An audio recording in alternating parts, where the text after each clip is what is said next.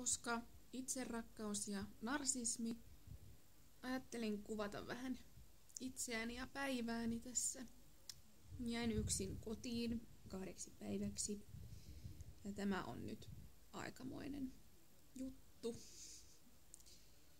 Pitää pärjätä yksin, mutta en toki ihan puhtaasti pärjää yksin, koska täällä on äiti pistänyt ruuat valmiiksi. Siinä on vähän välipalaa, näkkäriä ja ruisleipää ja siinä on vähän sitten pekonia ja avokado.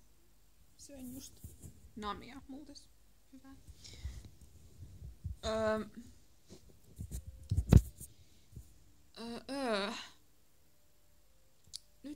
Nyt mä vähän päivittelen taas pitkästä aikaa. Sain eilen semmosen ihmekohtauksen tossa illalla. Mua rupes yhtäkkiä niinku nukuttaa ihan hirveesti tossa 6 aikaa. Ja sitten niinku yritin vähän siinä silmiä pistää kiinni ja sitten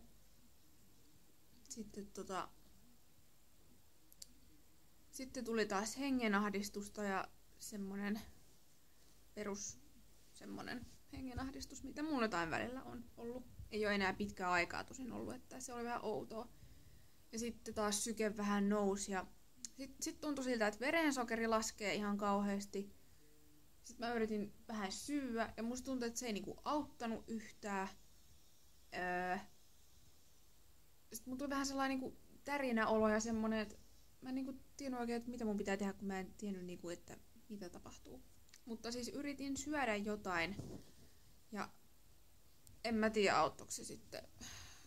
Se kesti niinku siihen asti, kun mä kävin nukkumaan se huono olo. Niin mä en nyt tiedä johtuuko se sitten siitä, kun mä oon nyt vähän syönyt sokeria tässä viime aikoina. Oikeastaan just sen takia, että kun tämän suoliston hoidonkaan on nyt päässyt niinku etenemään, tai se on niinku, suolisto on niinku parantunut sen verran, että se vähän paremmin sietää taas. Mut tietysti eihän se nyt liikoja kestä, että saatoin sitten vähän liikaa syödä jotain sopimatonta sokeria ja ruisleipää. En tiedä,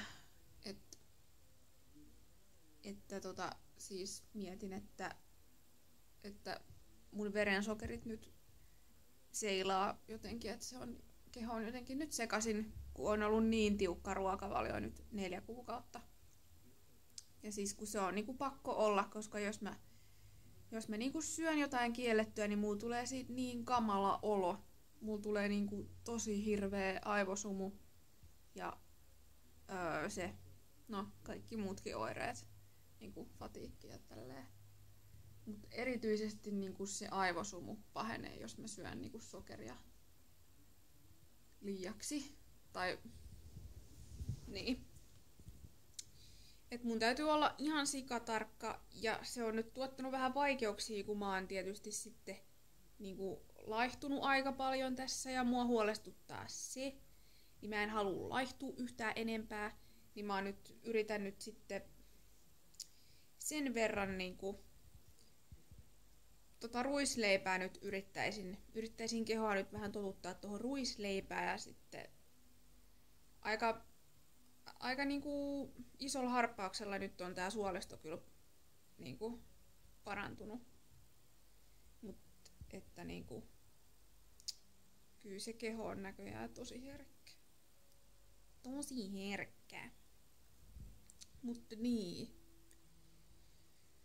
En haluaisi nyt laihtua enää yhtään, niin mä nyt pistän sen tähän prioriteetiksi, että yritän vähän niitä hiilareita syödä, vaikka tulisikin siitä vähän semmoinen huono olo. Ja sit musta tuntuu, että se on parempi kuitenkin, että niinku tehdä nyt näin päin, kuin että jatkaisi sillä tosi tiukalla linjalla, koska en tiedä sitten, että miten se keho tottuisi tohon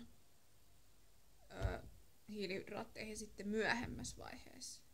Et musta tuntuu, että tää on ollut niinku aika kova stressi keholle, että mä en ole niinku 4 kuukauteen syönyt juurikaan enää mitään pastaa, mitään perunaa, leipää, kukkakaalia ja avokadoa ja avokado on rasva.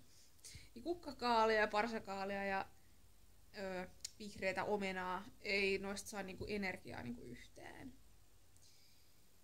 Itse sillä tavalla.